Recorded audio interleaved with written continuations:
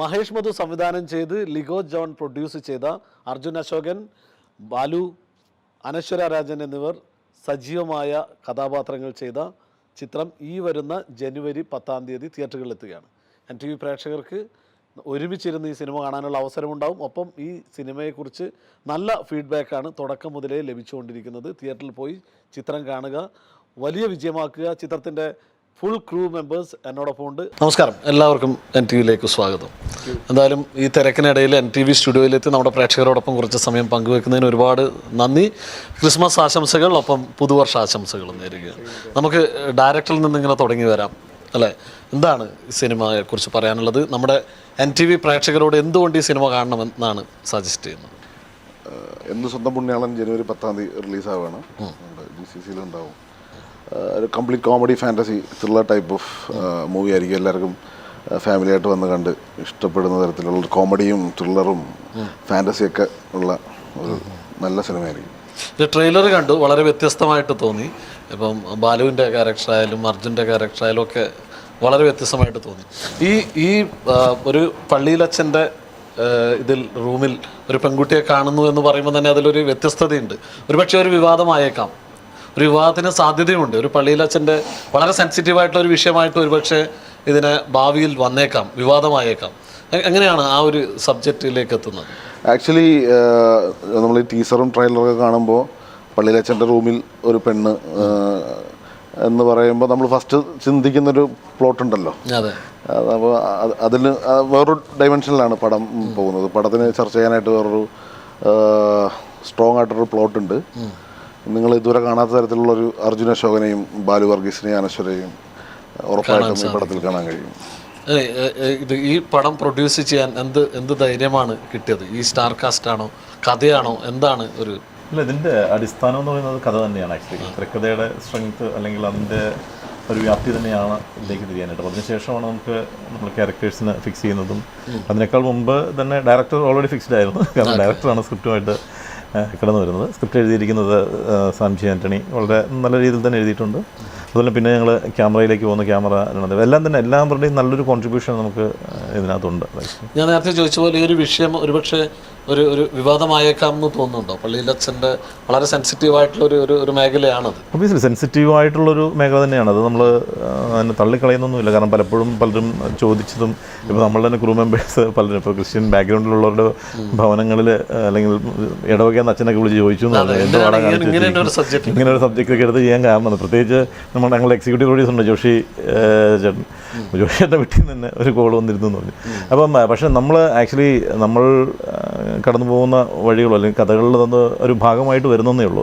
അപ്പോൾ അതിന് മറ്റൊരു യാഥാർത്ഥ്യമുണ്ട്. നമ്മളുടെ ഈ മനസ്സിൻ്റെ ചിന്തകൾ എപ്പോഴും ഇതാണ്. ഇങ്ങനൊരു സാഹചര്യത്തിൽ ഒരുപക്ഷെ എന്തുകൊണ്ട് നമുക്ക് മറ്റൊരു രീതിയിൽ ചിന്തിച്ചുകൂടാ? കാരണം ഈ പെൺകുട്ടിയെ അച്ഛൻ ചിലപ്പം രക്ഷിച്ചതാണെങ്കിലോ അല്ലെങ്കിൽ വേറെ എന്തെങ്കിലും ആണെങ്കിലോ ടോപ്പിക്. അപ്പോൾ നമ്മളുടെ മനസ്സിൽ പെട്ടെന്ന് പോകുന്ന ഒരു ആംഗിൾ എന്ന് പറയുന്നത് ഓക്കെ അച്ഛൻ്റെ റൂമിൽ പെൺകുട്ടി ശരിയാ. അപ്പോൾ അത് നമ്മളുടെ ഞാൻ പറയുന്നത് ചിന്തകളുടെ ഒരു പ്രശ്നം കൂടി ഉണ്ട് അവിടെ. അങ്ങനെ നമ്മൾ വിലയിരുത്തി മാറുന്നതാണ്. അത് രണ്ട് രീതിയിലും ചിന്തിക്കാൻ പറ്റുന്നത്. എന്തുകൊണ്ടാണ് നമ്മൾ തിരിച്ച് ചിന്തിച്ചത്? അതൊരു ചോദ്യമാണ്. സമൂഹത്തിന് മുന്നിൽ നമ്മളങ്ങനെ കുറച്ച് ചോദ്യങ്ങൾ ഇതിനകത്ത് വെക്കുന്നുണ്ട്. കാരണം എന്ത് കാണുമ്പോഴും നമ്മൾ എങ്ങനെ വേണമെങ്കിലും നമുക്ക് ചിന്തിക്കാം. നമ്മൾ ഡിസിഷൻ എടുക്കുമ്പോഴും നമുക്ക് രണ്ട് വശമുണ്ട്. നന്മയുടെ വശം ചിന്തിക്കാം, തിന്മയുടെ വശം ചിന്തിക്കാം. അതുപോലെ തന്നെ പെട്ടെന്നൊരു ആംഗിളൊരു ഷോട്ട് കാണുമ്പോൾ അല്ലെങ്കിൽ ഇങ്ങനൊരു ഇൻസിഡൻറ്റ് കാണുമ്പോഴത്തേക്കും അവിടെയും നമുക്ക് രണ്ട് രീതിയിലേക്ക് ചിന്തിക്കാം. അപ്പം അത് നമ്മൾ തുറന്ന് കാണിക്കുന്നുണ്ട് ചിത്രത്തിൽ. അപ്പം ഈ ടീസർ കാണുമ്പോഴൊരു പ്രശ്നം മാത്രമേ ഉള്ളൂ. പടം ഒന്ന് കണ്ടുകഴിയുമ്പോൾ മനസ്സിലാവും ആരെയും ഹേർട്ട് ചെയ്യാനോ അല്ലെങ്കിൽ. ബാലുവിനോട് ഈ ചോദ്യം വരാൻ സാധ്യതയുണ്ട്. എന്താ ഇങ്ങനെ ഒരു സെൻസിറ്റീവ് ട്രെയിലർ കാണുമ്പോൾ മാത്രമേ ഉള്ളൂ. പടം കണ്ടില്ല. കാര്യം തോമസ് നല്ലൊരു ക്യാരക്ടറാണ് ഞാൻ പ്ലേ ചെയ്യുന്നത്. ഒരു വളരെ എല്ലാവരെയും സഹായിക്കണമെന്നും എല്ലാവരും ദ്രോഹിക്കാതെ വളരെ നല്ല രീതിയിലൊരു വൈദികനായിട്ടിരിക്കുന്ന ഒരു അച്ഛനാണ് തോമസ്. പക്ഷെ പുള്ളിക്ക് ഒരു സിറ്റുവേഷനിൽ പിന്നെ ഹെൽപ്പ് ചെയ്യേണ്ടി വരുന്നു. പക്ഷെ അതിങ്ങനെ ഇവർ പെട്ടുപോകുന്നു. പക്ഷെ അതിനകത്ത് ഒരിക്കലും ഒരു മോശം ആംഗിളോ പരിപാടി നമ്മൾ കാണിക്കുന്നില്ല. ആരും ഹേർട്ട് ചെയ്യാനും ശ്രമിച്ചിട്ടില്ല.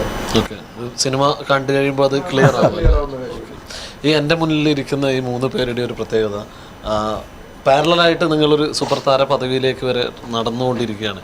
നിരവധി ചിത്രങ്ങൾ, എല്ലാം ഒന്നിനൊന്ന് വ്യത്യസ്തമായിട്ടുള്ള കഥാപാത്രങ്ങൾ. അർജുൻ അശോകൻ്റെ നമ്മുടെ ഭ്രമയുഗം, എന്താണ് ക്യാരക്ടർ? മമ്മൂക്കയോടൊപ്പം കട്ടക്ക് നിന്നിട്ടുള്ള ക്യാരക്ടറാണ്. അതുപോലെ പിന്നെ മഞ്ഞുമൽ ബോയ്സിലെ കഥാപാത്രമാവട്ടെ, നേരിലെ കഥാപാത്രമാവട്ടെ, ഇത് 3 മികച്ച ക്യാരക്ടേഴ്സാണ്. എങ്ങനെയാണ് വ്യത്യസ്തമായിട്ടുള്ള കഥാപാത്രങ്ങൾ നിങ്ങൾ വരുന്നതിൽ നിന്ന് സെലക്ട് ചെയ്യുന്നതാണോ അതോ കിട്ടുന്നത് എടുത്ത് ചെയ്യുകയാണോ? വരുന്നതെന്ന് നമ്മൾ ഇഷ്ടപ്പെട്ട പരിപാടി നോക്കി നമ്മളെ കൊണ്ട് പറ്റണല്ലോ, നമ്മളെന്താണെന്ന് അറിഞ്ഞിട്ട് നമ്മൾ ആ കഥാപാത്രം നമ്മളെ കൊണ്ട് താങ്ങാൻ പറ്റുമോ നോക്കി ചെയ്യുന്ന പരിപാടികളാണ് മിക്കതും. പിന്നെ ബാക്കിയെല്ലാം ഒരു ഭാഗ്യം പോലെ ഇങ്ങനത്തെ ക്യാരക്ടർ നമ്മളെ തേടി വരുന്നുണ്ട്. ആദ്യം ഇപ്പോൾ ബ്രഹ്മയുഗത്തിൽ ആസിക്ക ചെയ്യേണ്ട ക്യാരക്ടറായിരുന്നു അതാദ്യം. അപ്പോൾ ഡേറ്റ് പെട്ടെന്ന് നമുക്കൊക്കെ ഷൂട്ടുകളുണ്ട്, ഇക്ക വേറെ കമ്മിറ്റഡ് ആയതുകൊണ്ട് അങ്ങനെ എൻ്റെ ഇതിലേക്ക് വന്നൊരു സബ്ജക്റ്റാണ് ബ്രഹ്മയുഗം. അപ്പോൾ ഒരു ദൈവത്തിൻ്റെ ഒരു നമുക്ക് പോലുള്ളൊരു കിങ്ങിൻ്റെ ഓപ്പോസിറ്റായിട്ട് നിന്ന് ചെയ്യുമ്പോഴുള്ളൊരു ഫീൽ എന്തായാലും അടിപൊളിയാണ്. ഉണ്ടാന്ന് തന്നെ പാടെ ഒരുമിച്ച് ചെയ്തതുകൊണ്ട് പിന്നെ നമുക്കായിട്ട് നല്ല ബന്ധമാണ്. ചെറുപ്പം തൊട്ടാണെങ്കിലും എപ്പോഴും ഒരു വലിയൊരു ഫാൻ ബോയ് ആയതുകൊണ്ട് എപ്പോഴും പോയി കാണാൻ മീറ്റ് ചെയ്യുകയൊക്കെ ചെയ്യാറുണ്ട്. എങ്ങനെയെങ്കിലൊക്കെ ഒരു കാണാൻ ചാൻസ് കിട്ടി അപ്പം പോയി മീറ്റ് ചെയ്യും. അപ്പം അങ്ങനെ ഉണ്ടയിലൂടെ ആ ഒരു ടെൻഷൻ മാറിയെങ്കിലും എപ്പോഴും നമുക്ക് തന്നെ ആദ്യം കാണുമ്പോൾ ആദ്യമായിട്ട് കാണുന്ന ഒരു ടെൻഷൻ എപ്പോഴും ഉണ്ടാവും.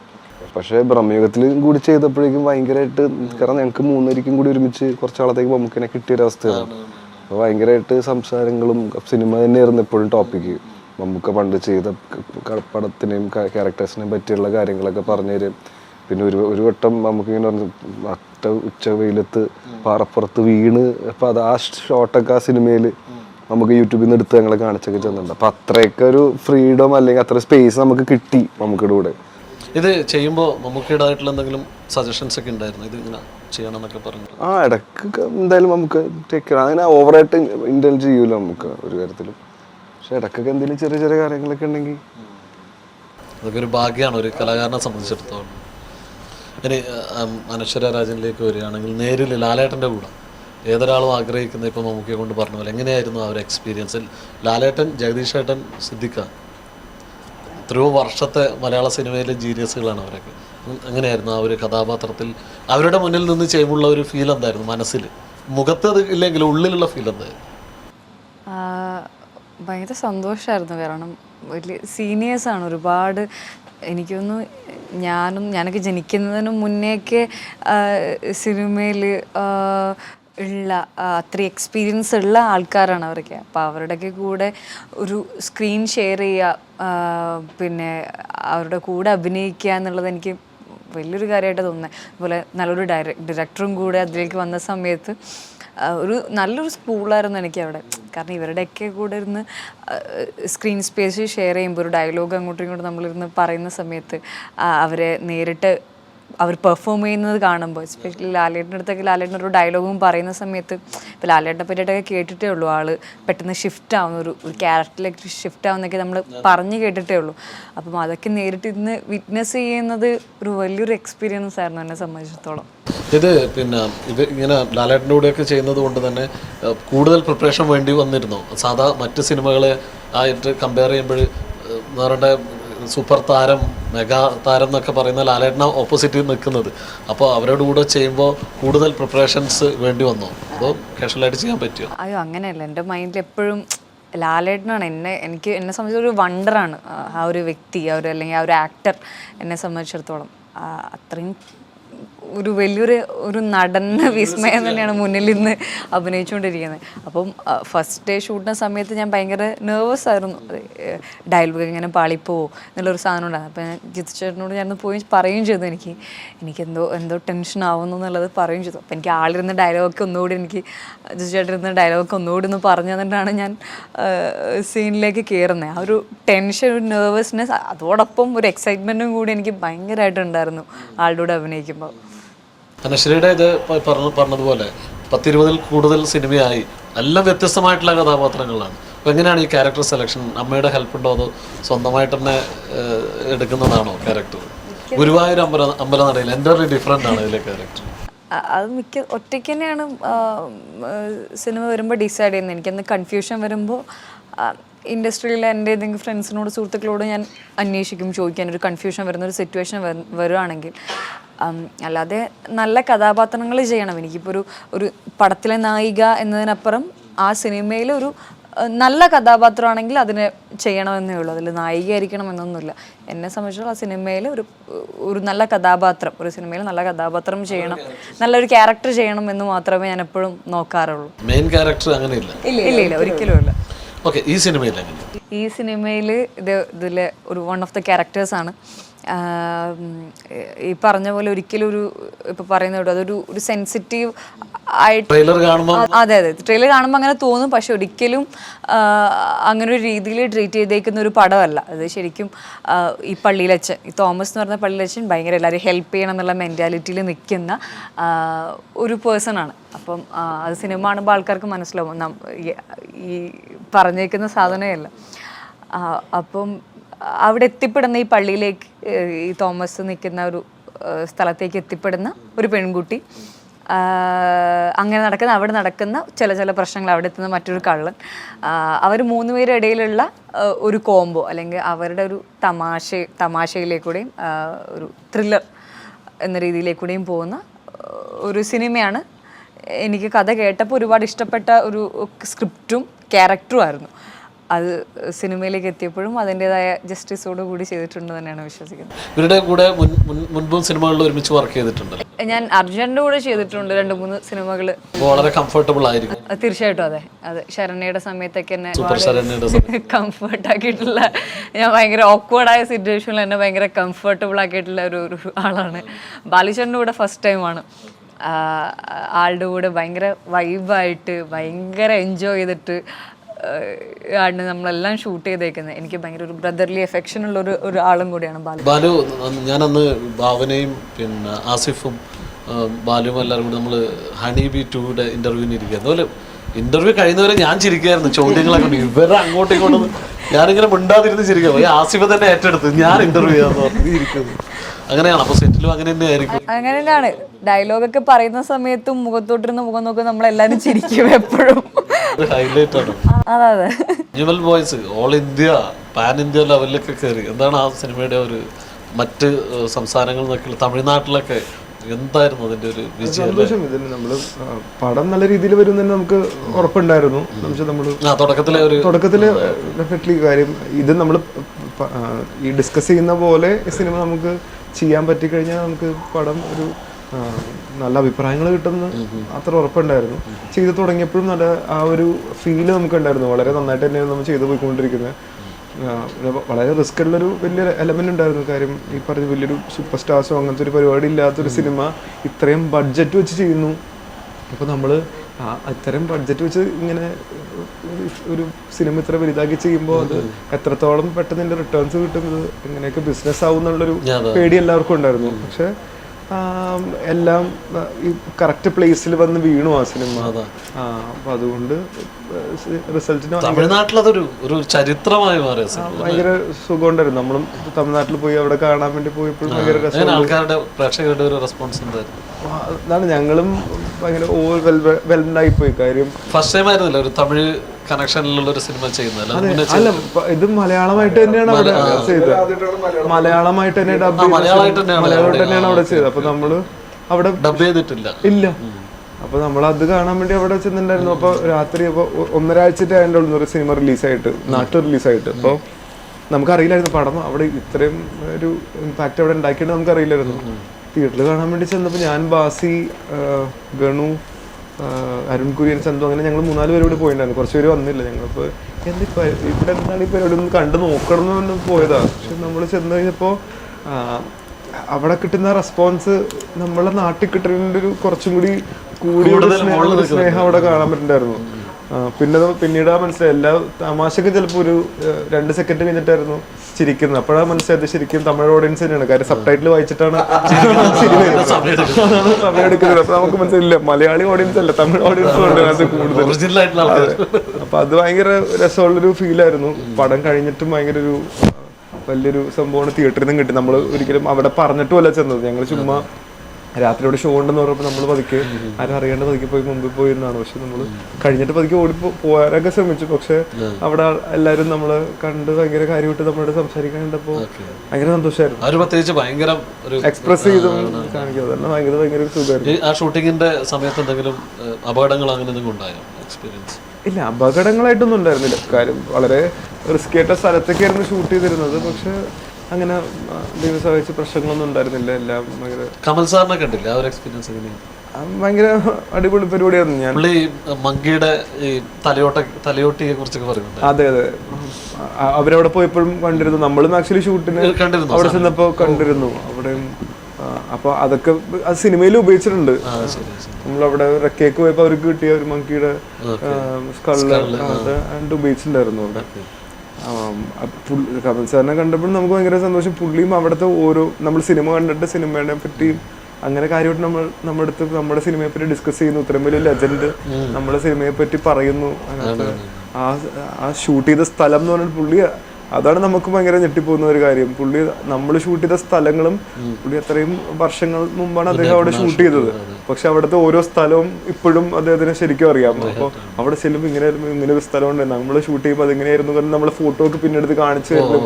അങ്ങനെ ഭയങ്കര എക്സൈറ്റഡ് ആയിട്ട് സിനിമയെ പറ്റിയൊക്കെ നമ്മളുടെ സിനിമയെ പറ്റിയും സംസാരിക്കുമ്പോൾ ഭയങ്കര സുഖമുള്ളൊരു ഫീലായിരുന്നു. അതെ അതെ, അത് ഭയങ്കര ഒരു രസമുള്ള ഫീലായിരുന്നു. തീർച്ചയായിട്ടും. അർജുനോട് പറയുകയാണെങ്കിൽ ഞാൻ അശോകൻ സാറിനെ ഇൻ്റർവ്യൂ ചെയ്തിട്ടുണ്ടായിരുന്നു. അപ്പോൾ ലൈവായിരുന്നു, ലൈവ് നമ്മൾ ഇങ്ങനെ ഫോണിനൊക്കെ എടുക്കും. അപ്പോൾ ഞാൻ ഇത് വിക്കിപീഡിയ നോക്കിയിട്ടാണ് ചോദ്യങ്ങൾ പെട്ടെന്നായിരുന്നു. അശോകൻ സാർ വരുന്നിട്ട് ഇൻ്റർവ്യൂ ചെയ്തോ, നമ്മൾ മെയിനായിട്ട് ന്യൂസിലാണ്. അപ്പോൾ അങ്ങനെ വിക്കിപീഡിയയിൽ നോക്കിയെടുത്ത് അതിലെഴുതിയിരിക്കുന്നത് ടെലികോം എഞ്ചിനീയർ അങ്ങനെയാണ് എഴുതിയിരിക്കുന്നത്. അപ്പോൾ ഞാൻ പറഞ്ഞു ടെലികോം എഞ്ചിനീയറായ താങ്കൾ എങ്ങനെ സിനിമയിലേക്ക് നല്ല രസമുണ്ട് കേൾക്കാൻ, എനിക്ക് എവിടെ നിന്ന് കിട്ടുന്നത്? ഞാൻ പറഞ്ഞു വിക്കിപീഡിയ നോക്കിയിട്ടാണ്. അപ്പോൾ എന്നോട് പറഞ്ഞു അടുത്ത കോള് കഴിഞ്ഞിട്ടാണ് നീ ബ്രേക്ക് പറ, ഞാൻ എനിക്ക് പറഞ്ഞുതരാമെന്ന് പറഞ്ഞിട്ട് ഇൻ്റർവ്യൂവിൻ്റെ ഇടയിൽ എനിക്ക് കംപ്ലീറ്റ് പറഞ്ഞു തരായിരുന്നു. വളരെ സൂപ്പർ ഹ്യൂമൻ ബീങ്. എനിക്ക് എപ്പോഴും പുള്ളിനെ കാണുമ്പോൾ ഭയങ്കര റെസ്പെക്റ്റാണ്. എന്നോട് നീ ഇത് ചോദിച്ചോ, ഇത് ചോദിച്ചാൽ നിനക്ക് നല്ല കൈയടി കിട്ടാൻ സാധ്യത. എനിക്ക് ചോദ്യങ്ങൾ കംപ്ലീറ്റ് പറഞ്ഞു തരും. നീ ഞാനൊക്കെ ഒരുപാട് സിനിമ ചെയ്തിട്ടുണ്ട്, ഇതൊന്നും ആരും ചോദിക്കാറില്ല, നീ ഇത് ചോദിച്ചു. എന്നിട്ട് എന്നോട് ചോദിച്ചു അങ്ങനെ പറവ സിനിമയിലെ ഇതിനെക്കുറിച്ചൊക്കെ. So thank you. ആ വ്യക്തിയുടെ മകനാണല്ലോ, അപ്പോൾ എല്ലാം നല്ല ക്വാളിറ്റി ഉണ്ടാവും തീർച്ചയായിട്ടും.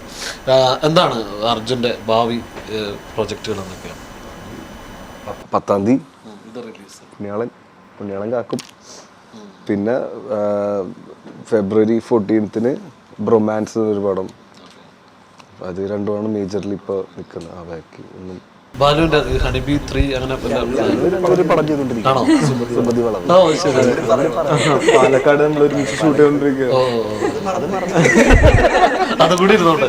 നമ്മൾ ഒരുമിച്ചുള്ളതുകൊണ്ട് ഞങ്ങൾ പ്രൊമോഷനും അവിടെ നിന്ന് ഞങ്ങൾ ഒരുമിച്ച് ലീവ് എടുത്താ വരുന്നത്. എന്റെ ഇപ്പൊ ദിലീപ് ഏട്ടനൊക്കെ ഇട്ട് ബബ്ബ എന്ന് സിനിമ ഭയഭക്തി ബഹുമാനം പടം പറയണ്ട.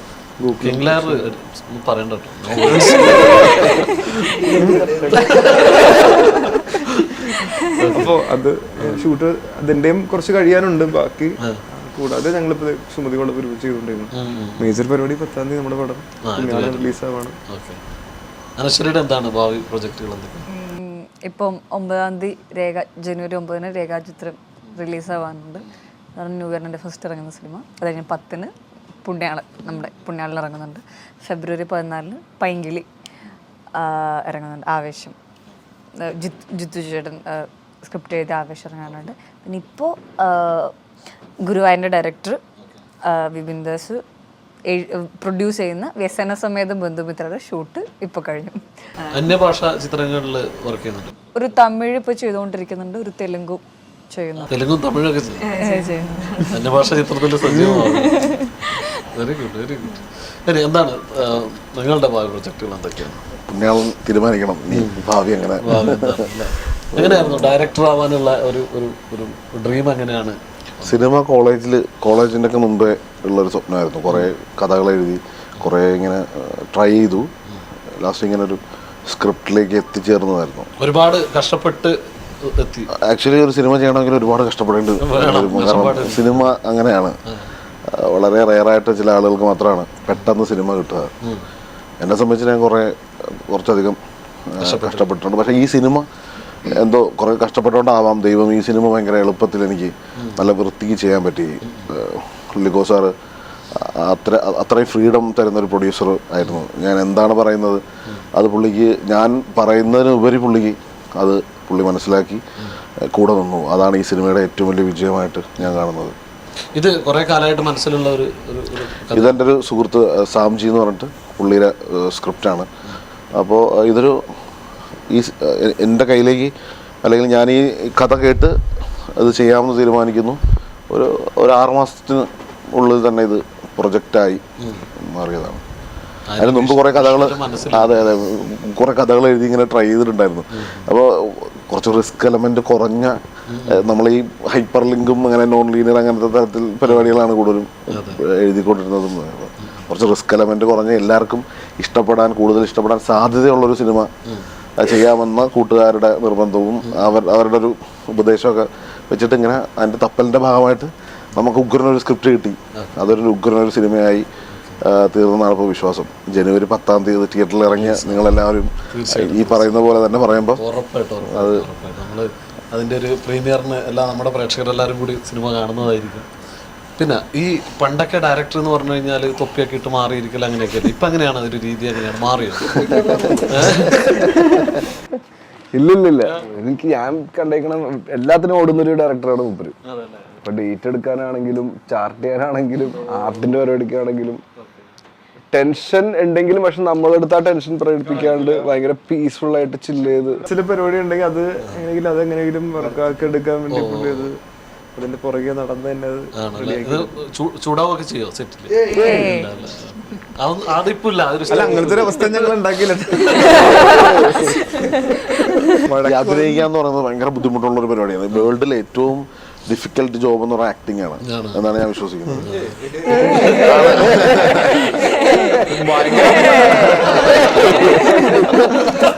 അഭിനയിക്കുക എന്ന് പറയുന്നത് ഭയങ്കര ബുദ്ധിമുട്ടുള്ള ഒരു ജോലിയാണ്. അതുകൊണ്ടാണ് ആ ജോലി ചെയ്യുന്ന ആളുകൾക്ക് അത്രയും ഒരു ആരാധന തോന്നുകയും അവരെ അത്രയ്ക്കും ആളുകൾ സ്പെഷ്യലായിട്ട് കാണുന്നതും ആ ജോലിയുടെ പവർ കൊണ്ട് തന്നെയാണെന്നാണ് ഞാൻ വിശ്വസിക്കുന്നത്. അപ്പോൾ അങ്ങനെ ഒരു ജോലി ചെയ്യാൻ ഭയങ്കര പീസ് ഓഫ് മൈൻഡ്, ഭയങ്കര ഒരു അറ്റ്മോസ്ഫിയർ നമ്മൾ ക്രിയേറ്റ് ചെയ്ത് കൊടുക്കണം. അത് ഡയറക്ടറുടെ ഉത്തരവാദിത്വമാണ്. അത് ബ്രേക്ക് ആവുന്ന എന്ത് തരത്തിലുള്ള പരിപാടിയും അത് കൺട്രോൾ ചെയ്യാന്നുള്ളതാണ് ഒരു ഡയറക്ടറുടെ ജോലി എന്ന് ഞാൻ വിശ്വസിക്കുന്നു. അപ്പോൾ അതിന് ഞാൻ തന്നെ ബ്രേക്ക് ചെയ്യുക എന്ന് പറയുന്നത് ഞാൻ ഒരിക്കലും ചെയ്യില്ല. അടുത്ത പടവും ഇവരെ വെച്ചിട്ടൊക്കെ നല്ലൊരു സ്ക്രിപ്റ്റ് കിട്ടി നമുക്ക് ഇങ്ങനെ ചെയ്യാൻ പറ്റിയാൽ ഉറപ്പായിട്ടും ഭയങ്കര സന്തോഷമാണ്. കാരണം ബാലചേട്ടനായാലും അംജേട്ടനായാലും അനശ്വരയാണെങ്കിലും ഈ അവരുടെ ഒരു കെമിസ്ട്രി ഉണ്ട്. അത് നമ്മളിലേക്ക് കിട്ടും. നമുക്ക് ടെൻഷൻ ഉണ്ടെങ്കിലും ആ ടെൻഷനൊക്കെ അങ്ങ് പോകും. ലൊക്കേഷനിൽ എത്തുമ്പോൾ നമുക്ക് ഒരുപാട് നാളത്തെ സ്വപ്നമാണ് ഒരു സിനിമ ചെയ്യണം. അപ്പോൾ അത്രയും ടെൻഷനും കാര്യങ്ങളൊക്കെ ഉണ്ടാവും. ലൊക്കേഷനിലേക്ക് വന്ന് മനസ്സിൽ വിചാരിച്ച പോലെ ചെയ്യാൻ പറ്റുമോ എന്നൊക്കെ ഉള്ളൊരു ടെൻഷൻ ഉണ്ടാവും. അതൊക്കെ ഇവർ ഭയങ്കര കൂളാക്കി നമ്മൾ എന്താണ് ചോദിക്കുന്നത് അതിനപ്പുറത്തേക്ക് ഇവർ തരും. പിന്നെ ഭയങ്കര അവരും നമ്മളെ ഹെൽപ്പ് ചെയ്യും. അപ്പോൾ അത് നമുക്ക് ഇനിയും അങ്ങനെ സംഭവിക്കണമെന്ന് ആഗ്രഹം. അതെ അതെ. പ്രൊഡ്യൂസർ എന്താണ് നിങ്ങളുടെ പുണ്യാളൻ 10 ഇറങ്ങണ്ട സിനിമ എങ്ങനെയാണ്? ഒരു സിനിമ എന്നൊരു മോഹം എങ്ങനെയാണ് വരുന്നത്? ഒരു സിനിമ പ്രൊഡ്യൂസ് ചെയ്യണം എന്നൊക്കെയുള്ള ഒരു സിനിമ പ്രൊഡ്യൂസ് ചെയ്യണമെന്നൊരു മോഹം ഒരിക്കലും ഉണ്ടായിട്ടില്ല. അത് ഞാൻ എപ്പോഴും പറയും, ആക്സിഡൻറ്റ് പ്രൊഡ്യൂസർ എന്ന് പറയുന്നത് യാദൃശ്ചികമായി ഈ പ്രൊഡക്ഷനിൽ എത്തിപ്പെടുന്ന ഒരാളാണ്. അതിന് സത്യത്തിൽ മഹേഷിന് വലിയൊരു പങ്കുണ്ട്. കാരണം മഹേഷിൻ്റെ കോൺഫിഡൻസും മഹേഷിനെ ഞാൻ ആദ്യം കാണുന്നത്, ഇപ്പം ഞാൻ മറ്റു ചില ഇൻ്റർവ്യൂവിൽ പറഞ്ഞിരുന്നു, ഈ പലപ്പോഴും ജീവിതത്തിൽ പലരും നമ്മൾ ക്വിറ്റേഴ്സാണ്. അതായത് ചെയ്ത് പല കാര്യങ്ങളും ശ്രമിച്ചതിന് ശേഷം ഒടുവിൽ ഇല്ല ഇനി നടക്കില്ല എന്ന് പറഞ്ഞിട്ട് ഉപേക്ഷിച്ചിട്ട് പോകുന്ന വലിയൊരു വിഭാഗം മനുഷ്യരുടെ കാലഘട്ടത്തിൽ തന്നെയാണ് നമ്മൾ ജീവിക്കുന്നത്. അല്ലെങ്കിൽ അങ്ങനെയാണ് മനുഷ്യൻ്റെ ഒരു അവസ്ഥ. പക്ഷേ മഹേഷിനെ സംബന്ധിച്ച് ഞാൻ അപ്രീഷിയേറ്റ് ചെയ്ത സംഭവം അവനെ പ്രതിസന്ധികൾ, കാരണം 15 വർഷമായിട്ട് സിനിമ ചെയ്യുക എന്നുള്ളൊരു സ്വപ്നമായിട്ട് ജസ്റ്റ് നടക്കുന്നതാണ്. അപ്പം നമ്മൾ ഓർക്കണം, വീട്ടിലെ പ്രഷർ, നാട്ടിലെ പ്രഷർ, എല്ലായിടത്തു നിന്നുള്ള പ്രഷർ, എന്താ ജോലി കളിയാക്കാനായിട്ട് ഒത്തിരി പേര് കാണുന്നത് ആക്ച്വലി. അപ്പം എപ്പോഴും നടക്കുക അവൻ. കാരണം നമുക്കറിയാം അത് ആ ഇൻഡസ്ട്രിയുടെ പ്രത്യേകതയാണ്. കാരണം 100 പേര് ആഗ്രഹിക്കുന്ന ഒരാൾക്ക് മാത്രമാണ് എത്തിച്ചേരാൻ പറ്റുന്നത്. ബാക്കി 99 പേര് ഇങ്ങനെ പോവുകയാണ്. അപ്പം വേണമെങ്കിൽ മഹേഷിന് ക്വിറ്റ് ചെയ്യാമായിരുന്നു, പക്ഷേ ക്വിറ്റ് ചെയ്തില്ല. അവൻ കീപ്പ് ഓൺ ട്രൈങ്. അപ്പോൾ ഒടുവിൽ നമുക്ക് വളരെ രസകരമായിട്ട് തോന്നുന്നൊരു സംഭവമാണ്. കാരണം ഇല്ല, അത് വരുന്നതിൻ്റെ കാര്യം ഞാൻ പറയാം. ആക്ച്വലി ഇറ്റ് വാസ് ലൈക്ക് ഒരു വാട്സപ്പ് ഗ്രൂപ്പ് മെസ്സേജ് അദ്ദേഹം ഈ കോവിഡ് കഴിഞ്ഞൊരു 6 മാസമൊക്കെ കഴിഞ്ഞിട്ട് എല്ലാം ഇൻഡസ്ട്രിയൊക്കെ മൊത്തം നിശ്ചലമായിരിക്കുന്ന സമയത്ത് അയച്ചിരുന്നു. അപ്പോൾ അതിലൊരു മെസ്സേജ് എനിക്കാണ് വരുന്നത്. ഏതോ ആയിരക്കണക്കിന് ആളുകൾക്ക് അയച്ചപ്പോൾ ഒരു മെസ്സേജ് എനിക്ക് വന്നു. എനിക്ക് എന്തോ കൗതുകത്തിന്, അല്ലെങ്കിൽ ചിലപ്പോൾ ഒരു ഈശ്വര നിശ്ചയമായിരിക്കാം, ഈ മെസ്സേജ് കണ്ടപ്പോൾ എനിക്കൊരു കൗതുകം തോന്നി. കൊള്ളാലോ, ഇങ്ങനെ കാര്യമായിട്ട് അയച്ചതല്ലേ, ആളെ ഒന്ന് പൊക്കാം. അപ്പോൾ ഞാൻ ഓഫീസിൽ പറഞ്ഞൊരു കാര്യം ചെയ്യുക, അദ്ദേഹത്തെ വിളിച്ചിട്ട് ഓഫീസിലേക്ക് വരാൻ പറയാൻ പറഞ്ഞു. അപ്പോൾ വന്നു, ഞങ്ങൾ കണ്ട് സംസാരിച്ചു, ചില കാര്യങ്ങൾ ഷെയർ ചെയ്തു. അപ്പോൾ എനിക്ക് കുറച്ച് ഡിഫറൻ്റ് ആയിട്ട് ഫീൽ ചെയ്തു. കാരണം ഒരു വിഷ്വലൈസേഷൻ, അതായത് സിനിമയെക്കുറിച്ച് വലിയൊരു ഗ്രാഹ്യമുള്ള ഒരാളാണ് എന്ന് തോന്നുന്നു എന്ന് നോക്കുന്നത്. അപ്പോൾ ഞങ്ങൾ ആദ്യം ചെറിയൊരു പ്രൊജക്റ്റ് ചെയ്തിരുന്നു. ചെറിയൊരു പ്രൊജക്റ്റിന് ചെറിയൊരു ടെലിഫിലിം പോലൊരു 10 മിനിറ്റ്സിൻ്റെ ഒരു സബ്ജക്റ്റാണ് ആദ്യം വന്ന് വർക്ക് ചെയ്യുന്നത്. അതിൽ സത്യത്തിൽ എന്നെ ഭയങ്കരമായി അത്ഭുതപ്പെടുത്തിയ കുറച്ച് കാര്യങ്ങൾ അതിനകത്തുണ്ട്. കാരണം ഞാനും ഈ മഹേഷ് ഒരു തമിഴിലെ ഫേമസ് ഡയറക്ടറായ ബാലസാറിൻ്റെ ഫാനാണ്. അപ്പം ഞാനും അതുപോലെ തന്നെ ബാലസാറിൻ്റെ പടങ്ങൾ വളരെ എനിക്ക് ഇഷ്ടപ്പെടുന്ന സംഭവമാണ്. ആ ഒരു തീമിലാണ് അത് ചെയ്തത് ആക്ച്വലി. അപ്പോൾ അതിൻ്റെ ഒരു ഔട്ട്പുട്ട് കണ്ടപ്പോൾ തന്നെ എനിക്ക് ആ ഒരു ക്ലാസ് മനസ്സിലായി ആക്ച്വലി. പക്ഷേ സിനിമയിലോട്ട് വന്നപ്പോഴത്തേക്കും, അല്ലെങ്കിൽ ഈ പ്രകാരം ഒരു സ്ക്രിപ്റ്റ് വന്നപ്പോഴത്തേക്കും ഇത് എൻ്റെ ഡിഫറൻ്റ് ആണ്. പക്ഷേ അത് ശരിക്കും ഒരു ചലഞ്ചാണ്. കാരണം മഹേഷിൻ്റെ സ്വപ്നങ്ങളുള്ള സിനിമ എനിക്കറിയാം. അതൊരു ക്രൈം ത്രില്ലർ അല്ലെങ്കിൽ ഭയങ്കര വേറെ ഹോളിവുഡ് സ്റ്റൈലുള്ള സംഭവങ്ങൾ മാത്രമേ ഡിസ്കസ് ചെയ്തിട്ടുള്ളൂ ഇതുവരെ. അപ്പോഴാണ് രസകരമായി ഇങ്ങനെ നമുക്ക് ഏറ്റവും ഇഷ്ടമുള്ള സിനിമകളുടെ കാറ്റഗറിയിലുള്ള, അതായത് ഇപ്പോൾ കിലുക്കം പോലെ അല്ലെങ്കിൽ ആ ഒരു വളരെ രസകരമായ ജേണലുള്ളൊരു പടവുമായിട്ട് വരുന്നു. ചെയ്യാൻ പറ്റുമോ ഇല്ലയോ എന്നുള്ളൊരു ആദ്യം ചില ചിന്തകളുണ്ടായിരുന്നെങ്കിലും പിന്നെ ഏതായാലും നമുക്ക് ശ്രമിക്കാമെന്നുള്ള രീതിയിൽ എടുക്കുന്നു. അപ്പം ഔട്ട് കണ്ടപ്പോൾ ഏറ്റവും സന്തോഷിച്ച ഞാനാണ്. കാരണം അത്ര മനോഹരമായിട്ടത് അത് ഒരാളുടെ മാത്രമല്ല, ഒരിക്കലും നമുക്ക് പറയാൻ പറ്റില്ല, വളരെ നന്നായിട്ട് ചെയ്തിട്ടുണ്ട്. കാരണം അത് മനസ്സിലാക്കുന്നത് എങ്ങനെയാണെന്ന് വെച്ചാൽ, ശരിക്കും ഇതെല്ലാം കഴിഞ്ഞതിന് ശേഷം നമ്മൾ ഇനിഷ്യൽ എഡിറ്റ് കഴിഞ്ഞതിന് ശേഷമാണ് നമ്മൾ ഇതിനൊന്ന് അപ്പ് ചെയ്യുക. അതായത് ആദ്യം ചിന്തിച്ച് വെച്ചിരുന്ന രീതികളിൽ നിന്ന് വലിയൊരു പടമായിട്ടൊന്ന് മാറ്റാനായിട്ട്. കാരണം ആ സമയത്ത് നമ്മൾ മ്യൂസിക്കും അല്ലെങ്കിൽ സൗണ്ട്സ്, എഫക്ട്സ് എല്ലാം തന്നെ മാറ്റുകയാണ്. എല്ലാത്തിനും മാറ്റം വരുന്ന, എല്ലാം ഹയർ എൻഡിലേക്ക് നമ്മൾ കൊണ്ടുപോകണം. ഫോർ എക്സാമ്പിൾ സാംസിയസ് ഇപ്പോൾ പുഷ്പ ചെയ്തിട്ട് അടുത്തതായിട്ട് വരുന്ന പ്രൊജക്റ്റാണ്. അപ്പം ആ ഒരു ലെവല് മാറിയത് നമുക്ക് കാണാം. കാരണം അത് ഈ സിനിമ കണ്ട, അതിന് ഔട്ട് കണ്ട ഒരു കോൺഫിഡൻസിലാണ്. ഞാൻ മാത്രമല്ല, അത് ആക്ച്വലി നമ്മൾ ഇൻഡസ്ട്രിയിലുള്ള കുറച്ച് പേരുമായിട്ട്, അതെ അതെ. അപ്പോൾ അദ്ദേഹത്തിൻ്റെ സംഭാവന ഉണ്ട് അതിനകത്ത്. കാരണം ഒരു സോങ്ങുമായിട്ട് നമ്മൾ പോയി, പുള്ളി അപ്പോൾ ഒരു പൂ ചോദിച്ച് പൂക്കാലം തന്നു എന്ന് പറഞ്ഞതുപോലെ തന്നെ ഈ ചെറിയൊരു സോങ്ങുമായിട്ട് നമ്മൾ BGM ചെയ്യാനായിട്ട് പോകുന്നു. അത് 5 സോങ്ങായിട്ട് മാറുന്നു. വിശാലമായ ഒരു ക്യാൻവാസിൽ അത് വളരെ മനോഹരമായ BGM ആയിട്ട് മാറുന്നു. അപ്പം വളരെ കോമഡി മാത്രം ഉണ്ടായിരുന്ന എലമെൻറ്റ് മാറി ഒരു ത്രില്ലറിലേക്ക് ഈ സാധനം മാറ്റിക്കൊണ്ട് പോകുന്നതിന് അദ്ദേഹത്തിന് വലിയൊരു പങ്കുണ്ട്. അപ്പം അങ്ങനെ ഓരോരുത്തരും എല്ലാവരുടെയും ഉണ്ട്. പ്രത്യേകിച്ച് നമ്മൾ എടുത്തു പറയേണ്ടത് ക്യാമറയാണ്. ക്യാമറ രണ്ടുതവണ ക്യാമറ അസാധ്യമായിട്ടുള്ളൊരു ക്യാമറ വർക്ക് തന്നെയാണ് ചെയ്തിരിക്കുന്നത്. അങ്ങനെ ഓരോരുത്തരും സ്ക്രിപ്റ്റ് മുതൽ ആർട്ട് ഡിപ്പാർട്ട്മെന്റ് ഈ പടം ആക്ച്വലി ഒരു പഴയ കാലത്ത് ഉണ്ടാക്കിയ ഒരു പള്ളിയിൽ ആണ് ഇതിൻ്റെ മെയിൻ പ്ലോട്ട് നടക്കുന്നത്. അപ്പോൾ നമ്മൾ ഈ സ്ക്രിപ്റ്റ് ഡിമാൻഡ് ചെയ്യുന്നുണ്ട് അത്തരത്തിൽ പഴയൊരു പള്ളിയും ആ പള്ളിയോട് ചേർന്ന് പള്ളിയിലെ അച്ഛൻ താമസിക്കുന്ന റൂമൊക്കെ. അത് ആ ഒരു പരിപാടി വർക്കൗട്ട് ആയില്ലെങ്കിൽ ഈ ഒരു സ്ക്രിപ്റ്റിൻ്റെ ഒരു സ്ട്രെങ്ത് നമുക്ക് വിഷ്വൽ ചെയ്യാൻ പറ്റില്ല. അത് ആർട്ട് ഡിപ്പാർട്ട്മെന്റ് ഒരു 100% എനിക്ക് ഉറപ്പ് തരാൻ പറ്റും. ഗംഭീര വിഷ്വൽ ക്വാളിറ്റി ഉണ്ട് ഈ സിനിമയ്ക്ക്.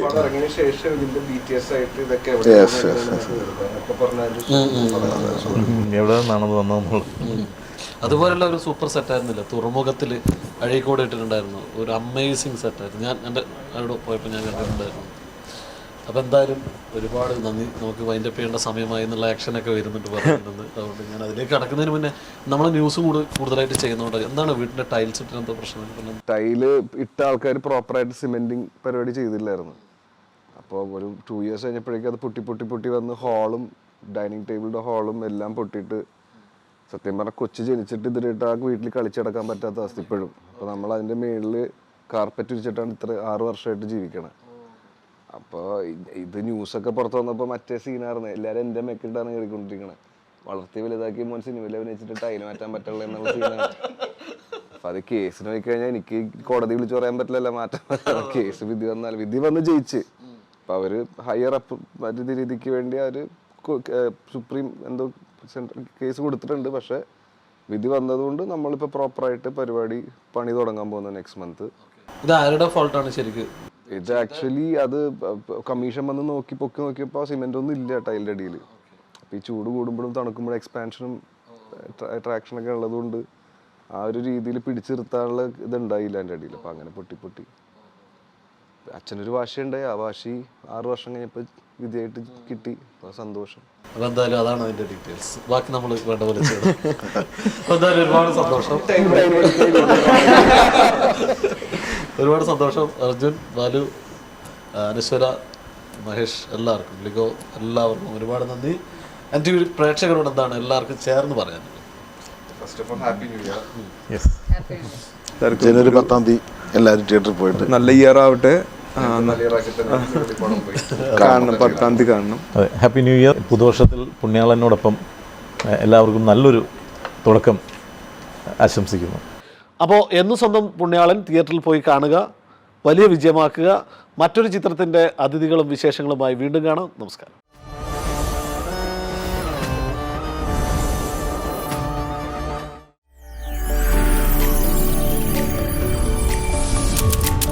NTV UAE to the world.